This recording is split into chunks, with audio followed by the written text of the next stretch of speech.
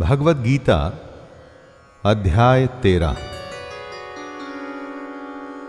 जय श्री कृष्ण। दोस्तों, गीता और इसका ज्ञान अनवरत बह रहा है और सदियों से बहता आया है और आगे भी बहता रहेगा। लेकिन हमारी कोशिश है कि इसको आपकी ही भाषा में ऐसे प्रस्तुत करें कि यह आपके जीवन का हिस्सा बन जाए। मैं शैलेंद्र भारती अब भगवद गीता का 13वां अध्याय शुरू करता हूं, जिसका कि नाम है क्षेत्र क्षेत्रज्ञ विभाग योग।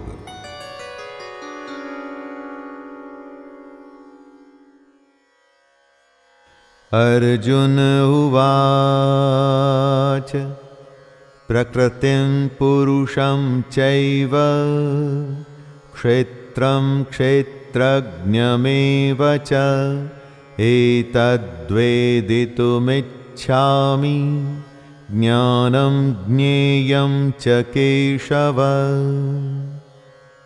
अर्जुन के प्रश्न अभी खत्म नहीं हुए हैं और कृष्ण के उत्तर भी नहीं। अर्जुन प्रकृति और पुरुष, क्षेत्र और क्षेत्रज्ञ तथा ज्ञान एवं ज्ञान के लक्ष्य के विषय में जानना चाहता है। कुरुक्षेत्र को धर्म क्षेत्र भी कहा जाता है। क्यों? एक प्रकृति होती है जो दिखती है और हमारे चारों तरफ होती है, और एक प्रकृति हमारे अंदर भी होती है जिसे हम एटीट्यूड कहते हैं। दोस्तों, ज्ञान हासिल करना तो बहुत अच्छी बात है, लेकिन ज्ञान का लक्ष्य क्या है? इसे क्यों हासिल करें? इसी तरह की कुछ बातें जो सुनते तो रोज हैं लेकिन समझते कम हैं, उन्हीं के बारे में अब कृष्ण बताएंगे। श्री भगवानुवाच इदं शरीरं कौन्तेय क्षेत्रमित्यभिधीयते एतद्यो वेत्ति तं प्राहुः क्षेत्रज्ञ इति तद्विदः। कृष्ण कहते हैं कि हमारा ये शरीर क्षेत्र है। जैसे खेत में बोए गए बीजों का उनके अनुरूप फल समय पर प्रकट होता है, वैसे ही हमारे शरीर में बोए हुए कर्मों के संस्कार भी बीज हैं, जिनका फल समय पर प्रकट होता है। इसलिए हमारे शरीर का नाम क्षेत्र भी है, और जो इस बात को जानता है उसको क्षेत्रज्ञ कहते हैं। बात को जानने से मतलब है कि जो इस बात का तत्व, इसका मर्म जानता है, ऐसे मनुष्य को ज्ञानी कहते हैं।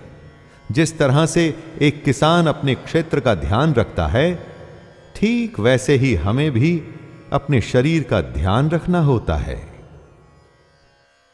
श्री भगवानुवाच क्षेत्रज्ञं चापि मां विद्धि सर्वक्षेत्रेषु भारत क्षेत्रक्षेत्रज्ञयोर्ज्ञानं यतज्ञानं मतं मम तत्क्षेत्रं यच्च यादृक् यद्विकारी यतश्च यत् स च यो यत् प्रभावश्च तत्समासेन मे शृणु।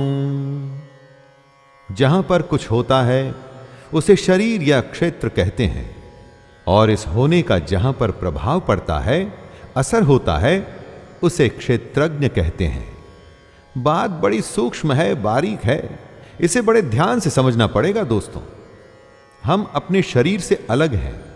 जो हमारे शरीर में होता है, जैसे कि कोई विकार, तो उसका असर हम पर पड़ता है। इसीलिए ही हम क्षेत्रज्ञ हैं।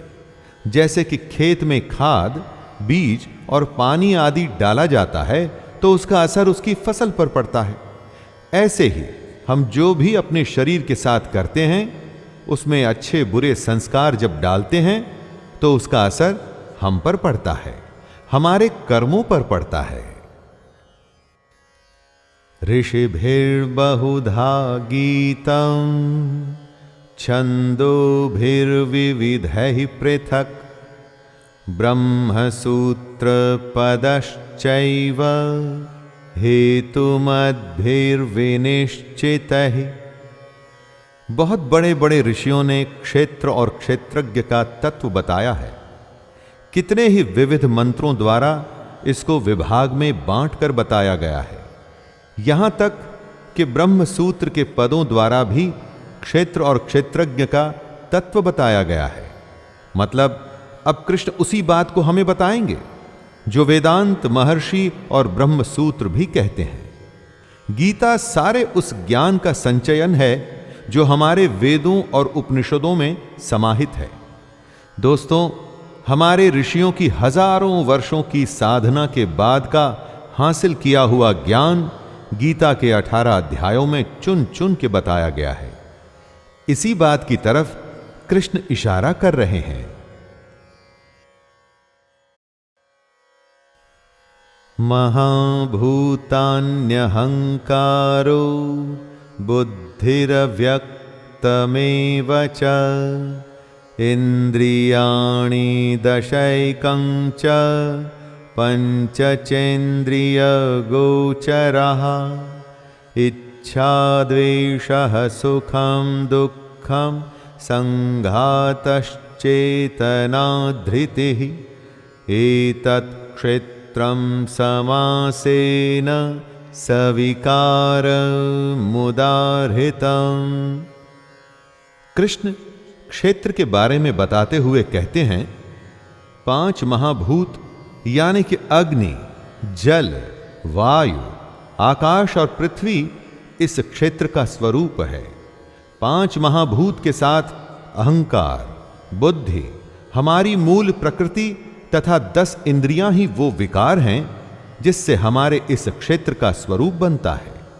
इसी स्वरूप में एक मन और 5 इंद्रियों के विषय अर्थात शब्द, स्पर्श, रूप, रस और गंध भी शामिल है।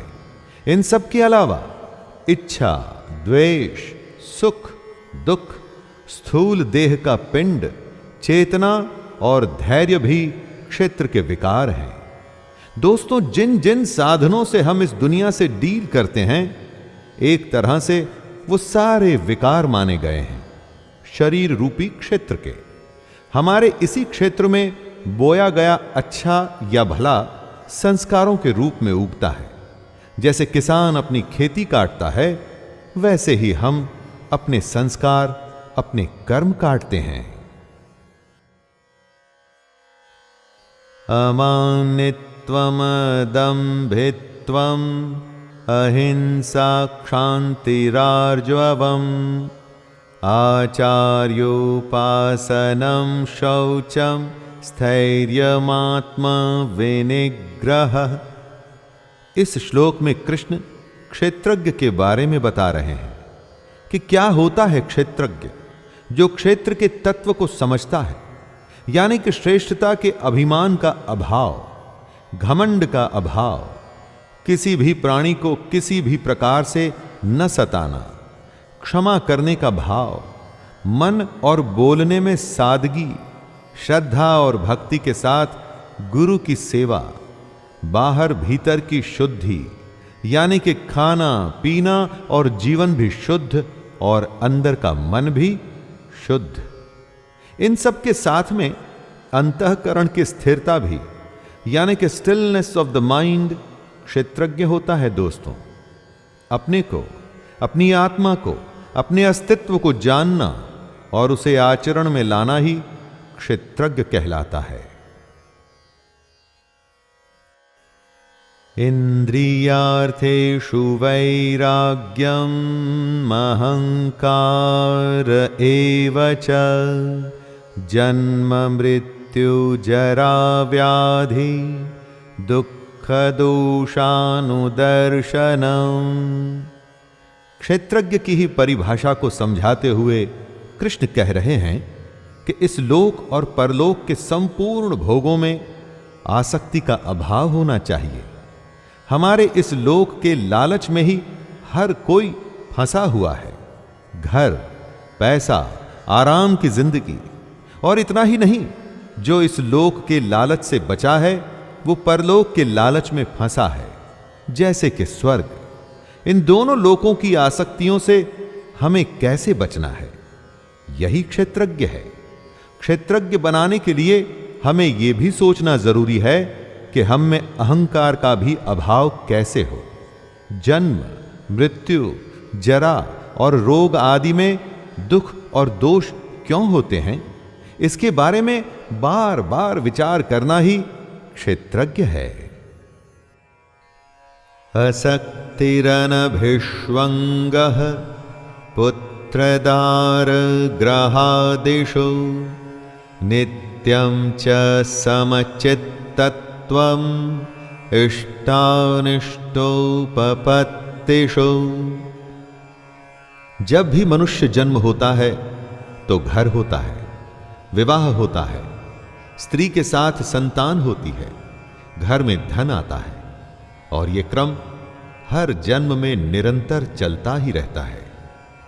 इसके बारे में सोचना क्यों होता है ऐसा, बार बार लगातार हर जन्म में।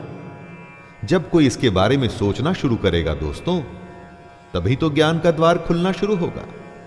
अच्छा होने पर खुशी होती है, बुरा होने पर क्रोध आता है।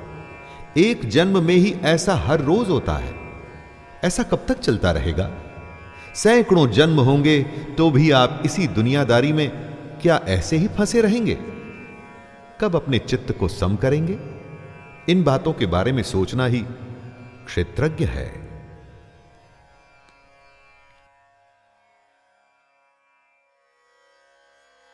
मयि चानन्ययोगेन भक्तिरव्यभिचारिणी विविक्तदेशसेवित्वं रतिर्जनं संसदि।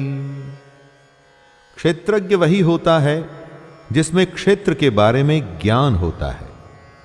कृष्ण उसी के बारे में बता रहे हैं कि आखिर ज्ञान क्या होता है। वो कहते हैं कि मुझ परमेश्वर में अनन्य योग द्वारा अव्याभिचारिणी भक्ति का होना। अव्याभिचारिणी भक्ति यानी कि ऐसी भक्ति जिसमें वासुदेव के अलावा और कोई नहीं। ऐसी भक्ति का होना ही ज्ञान है। इसके अलावा एकांत और शुद्ध देश में रहने का स्वभाव और विषयासक्त मनुष्यों के समूह में रहने की आसक्ति का न होना भी ज्ञान है। एकांत सिर्फ योगी को ही पसंद आता है। बाकी जो विषयासक्त लोग होते हैं ना दोस्तों, वो भीड़ में रह के अपनी दुनिया में फंसे रहते हैं। इससे अलग होकर के ध्यान करना ही ज्ञान है। अध्यात्म ज्ञान नित्यत्वं तत्त्वज्ञानार्थ दर्शनम् एतज्ज्ञानमिति प्रोक्तम् अज्ञानम यदतोन्यथा। ज्ञान क्या है और क्या नहीं, उसी को कृष्ण स्पष्ट कर रहे हैं। आधिपत्य आध्यात्म ज्ञान क्या होता है? जिस ज्ञान से यह पता चले कि बस आत्मा ही सब कुछ है, आत्मा के अलावा और कुछ भी नहीं, वो होता है आधिपत्य आध्यात्म ज्ञान। और तत्व ज्ञान वो होता है जिससे परमात्मा से साक्षात्कार हो। इस ज्ञान के बाद बस परमात्मा ही दिखता हो और कुछ भी नहीं। इस तरह से आध्यात्म ज्ञान और तत्व ज्ञान, बस ये दो ज्ञान होते हैं और कुछ भी नहीं। जो भी इनके विपरीत है वो अज्ञान है, जैसे कि मान, दंभ, हिंसा आदि। अज्ञान हमें आध्यात्म और तत्व से दूर ले जाता है। आध्यात्म ज्ञान और तत्व ज्ञान हमें सच्चाई के पास लाता है। ज्ञेयं यत्तत्व प्रवक्ष्यामि यज्ञात्वामृतमश्नुते अनादिमत्परं ब्रह्म न सत्तन्नासदुच्यते। कृष्ण जीवन को एक एक करके खोल रहे हैं। सबसे बड़े भेद, सबसे बड़ी गोपनीय बातें, सीक्रेट्स एक एक करके बता रहे हैं दोस्तों। कृष्ण सिर्फ वही बताना चाहते हैं जो जानने योग्य है तथा जिसको जानकर मनुष्य परमानंद को प्राप्त होता है। कृष्ण परब्रह्म के बारे में एक बेहद ही कॉम्प्लिकेटेड बात कहते हैं कि यह अनादि वाला परब्रह्म न सत और न असत, जिसका कोई आदि नहीं है, जो हमेशा से है, वो है परब्रह्म। वो एक सच्चाई, वो एकमात्र परमात्मा। जब ये परब्रह्म अकेला होता है तो सत होता है, यानी सत्य, सच्चा। लेकिन जब असत मनुष्य इसमें मिल गया तो फिर कौन किसको सत बताए और किसको असत, क्योंकि अब तो दोनों एक ही हो चुके हैं। सर्वतः पाणिपादं तत् सर्वतोक्षि शिरोमुखं सर्वतः श्रुते मल्लोके सर्वमावृत्य तिष्ठति। कृष्ण परब्रह्म को एक्सप्लेन कर रहे हैं दोस्तों। परब्रह्म सब ओर हाथ पैर वाला, सब ओर नेत्र, सिर और मुख वाला तथा सब ओर कान वाला है, क्योंकि वह संसार में सबको व्याप्त करके स्थित है। हमारी ये धरती आकाश में, स्पेस में स्थित है। धरती गोल है और इसके चारों तरफ आकाश है। इसी आकाश में वायु, अग्नि, जल और पृथ्वी स्थित है। ये आकाश ही इन सब का कारण है। अगर आकाश सबको धारण न करे तो कुछ भी नहीं होगा। वैसे ही परमात्मा भी सबका कारण रूप होने से सारी दुनिया को व्याप्त करके स्थित है, यानी हम सब इसी परब्रह्म की वजह से हैं और इसी में स्थित हैं। सर्वेन्द्रिय गुणाभासं सर्वेन्द्रिय विवर्जितं असक्तं सर्वभृच्चैव निर्गुणं गुणभोक्त्र च। परब्रह्म क्योंकि सबसे बड़ी सच्चाई है, इसीलिए वो किसी को समझ नहीं आती और थोड़ा सा सुनने के बाद लोग विमुख हो जाते हैं, बोर हो जाते हैं। इसी को समझना सबसे बड़ा ज्ञान है दोस्तों। आत्मा से साक्षात्कार है ये परब्रह्म हमारी संपूर्ण इंद्रियों के विषयों को जानने वाला है, लेकिन साथ में ही उन सब इंद्रियों से रहित भी है। हम उसी ब्रह्म में से निकले हैं, तो स्वाभाविक है कि उस ब्रह्म को हमारी इंद्रियों के बारे में तो पता ही होगा, लेकिन वो ब्रह्म हमारी इंद्रियों की बुराइयों से अछूता भी है। ब्रह्म है तो निर्गुण, उसका कोई आकार नहीं, उसके कोई एट्रीब्यूट्स नहीं, लेकिन इसके बावजूद भी वो सब गुणों को भोगने वाला है। बहिरन्तश्च भूतानां चरं चरमेव च सूक्ष्मत्वात् तदविज्ञं दूरस्थं चान्तिके च तत्। परब्रह्म क्या है वो कृष्ण हमें समझा रहे हैं। ये सारी दुनिया जो हम देखते हैं, लिविंग और नॉन लिविंग, ब्रह्म इस सब के बाहर और भीतर परिपूर्ण है।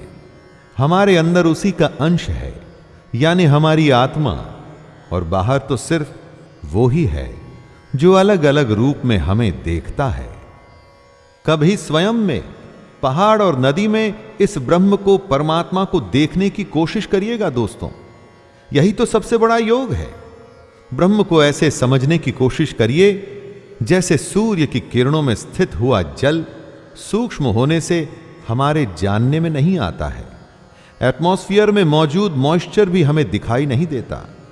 वैसे ही सर्वव्यापी परमात्मा भी सूक्ष्म होने से साधारण मनुष्यों के जानने में नहीं आता है। अविभक्तं च भूतेषु विभक्तमिव च स्थितं भूतभर्तृ च तज्ज्ञेयं ग्रसिष्णु प्रभविष्णु च। ब्रह्म जो है वो बंट नहीं सकता, लेकिन न बंटने के बावजूद भी वो हमारी दुनिया में बटा बटा सा प्रतीत होता है। आपके चारों तरफ जो आकाश है ना दोस्तों, स्पेस जो है वो बटा हुआ नहीं है। आप वहीं पर कुछ घड़े रख दीजिए, स्पेस तो इन घड़ों में भी है। तो जो अभी बटा हुआ नहीं था वो अब इन घड़ों के आकार के अंदर बंट गया। वैसे ही परमात्मा सब भूतों में एक रूप से स्थित हुआ भी पृथक पृथक अलग अलग की भांति प्रतीत होता है। ब्रह्मा, विष्णु और महेश की त्रिमूर्ति को समझाते हुए कृष्ण कहते हैं कि परमात्मा विष्णु रूप से भूतों को धारण पोषण करने वाला और रुद्र रूप से संहार करने वाला यानी शिव जी, तथा ब्रह्मा रूप से सबको उत्पन्न करने वाला है। ज्योतिषामपि तज्ज्योतिस् तमसः परमुच्यते। ज्ञानं ज्ञेयं ज्ञानगम्यं हृदि सर्वस्य विष्ठितम्। ये परब्रह्म ज्योतियों की भी ज्योति है। जो भी अग्नि और प्रकाश आप देखते हैं उसमें जो ज्योति है वो वही परमात्मा है। ये परमात्मा बोध स्वरूप है, यानी ज्ञान का स्वरूप है। यही जानने के योग्य है, मतलब इसी को जानने की कोशिश करनी चाहिए दोस्तों। और यह परमात्मा प्राप्त होता है तत्व ज्ञान से। इस दुनिया में बहुत कुछ खरीद के या लेन देन से प्राप्त होता है। परमात्मा को पहले आपको समझना पड़ेगा, वो क्या है, कैसे है, क्यों है। इसी को तत्व ज्ञान कहते हैं। और तत्व ज्ञान हासिल करने के बाद ही परमात्मा आपको हासिल होगा, क्योंकि ये परमात्मा हम सबके हृदय में विशेष रूप से स्थित है। इसकी और कोई जगह नहीं। इति क्षेत्रं तथा ज्ञानं ज्ञेयं चोक्तं समासतः मद्भक्त एतद्विज्ञाय मद्भावायोपपद्यते। हे अर्जुन, इस प्रकार से मैंने तुझे क्षेत्र, ज्ञान और जानने योग्य परमात्मा के बारे में बताया। मेरा भक्त इसको तत्व से जानकर मेरे स्वरूप को प्राप्त होता है। कृष्ण ने बताया कि हमारा शरीर ही क्षेत्र है। जिस तरह से खेत में बीज बोए जाते हैं उसी तरह से हमारे शरीर में संस्कार बोए जाते हैं, जिसका कि हमको फल मिलता है। उस ब्रह्म का जो अंश हम में और हमारे बाहर है उसको जानना ही सबसे बड़ा ज्ञान है। और इस ज्ञान की प्राप्ति के बाद रास्ता खुलता है परमात्मा को हासिल करने का। यही रास्ता या तो कृष्ण को पाने का है या उस कृष्ण में खुद को विलीन कर लेने का। श्री भगवानुवाच प्रकृतिं पुरुषं चैव विध्यनादि उभावपि विकारांश्च गुणांश्चैव विद्धि प्रकृतिः संभवान्। इस श्लोक में कृष्ण प्रकृति और पुरुष के बारे में बता रहे हैं। प्रकृति और पुरुष, शिव और शक्ति, इन्हीं दोनों के साथ आने से ये दुनिया आगे बढ़ती है।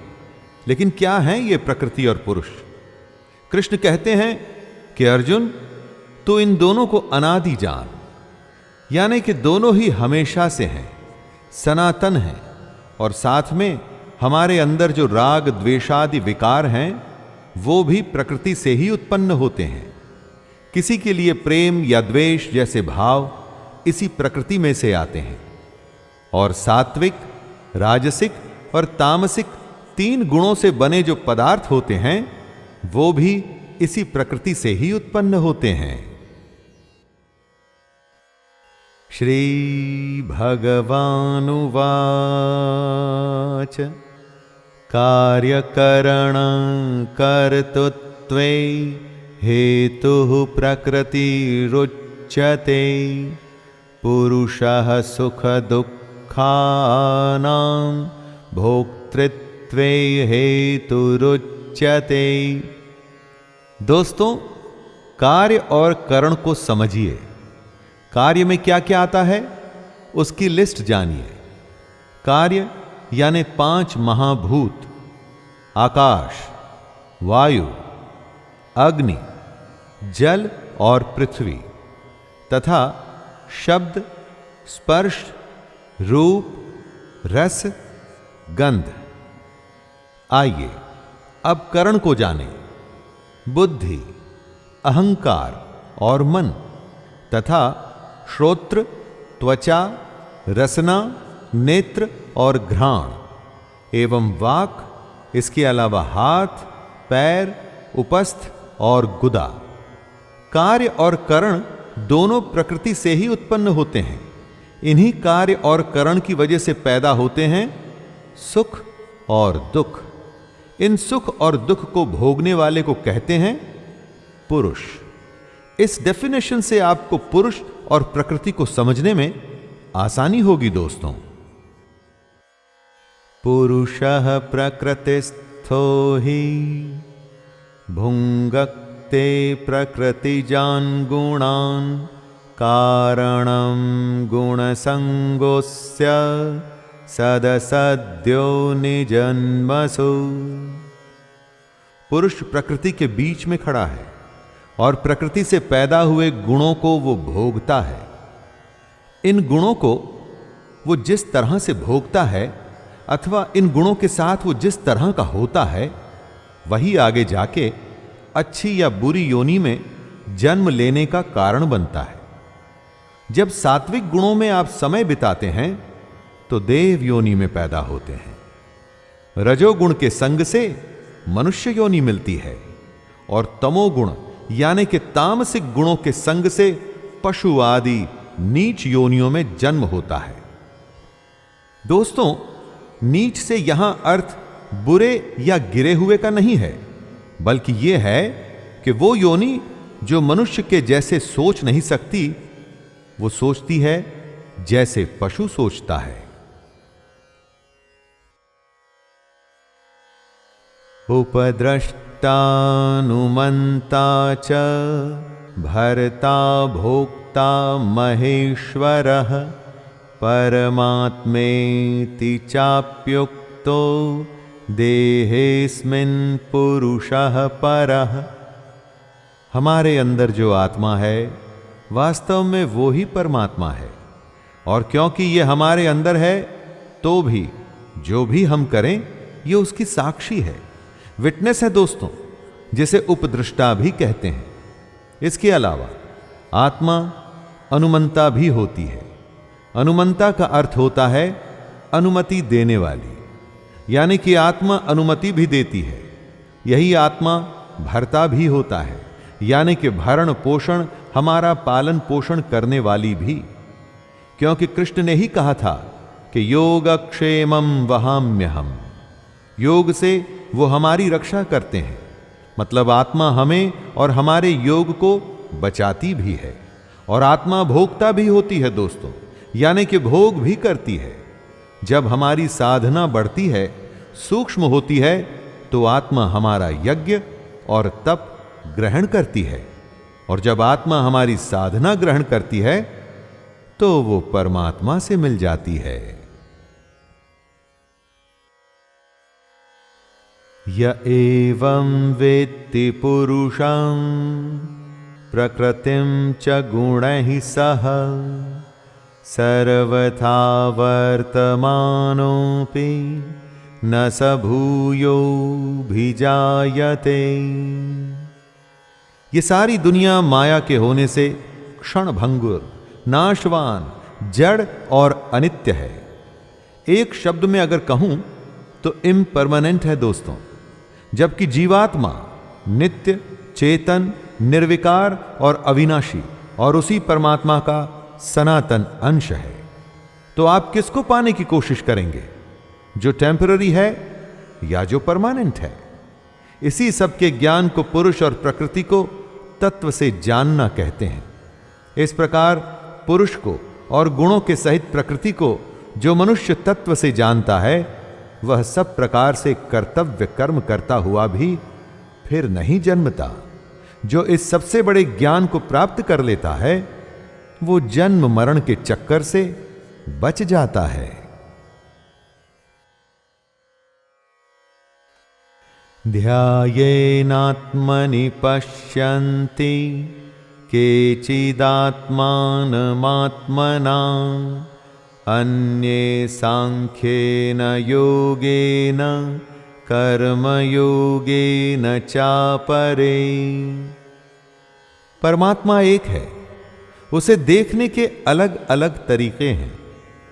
आप अपनी पसंद के अनुसार उस तरीके को चुन सकते हैं। कृष्ण ने हर तरीके को समझाया है।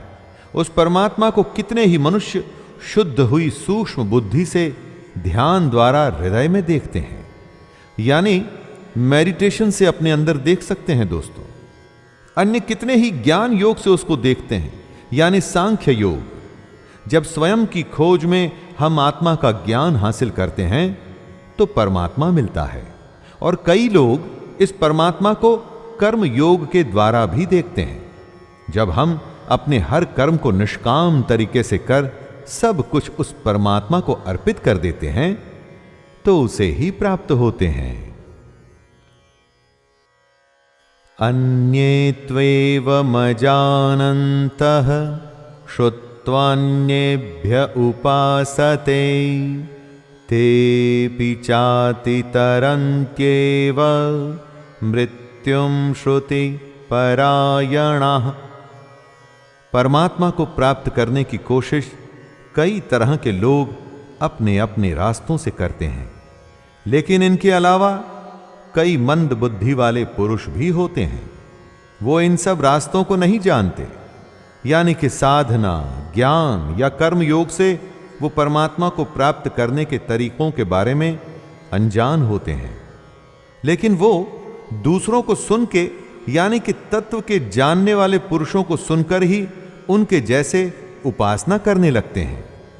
कमाल की बात यह है दोस्तों कि ऐसे मंद बुद्धि भी सिर्फ सुन के और उपासना करके मृत्यु रूप संसार सागर को निसंदेह तर जाते हैं। जो अच्छा करता है, सिर्फ उसके पीछे चलने से भी जो फायदा होता है वो कम नहीं है। इसीलिए कहते हैं कि संगत अच्छी रखनी चाहिए।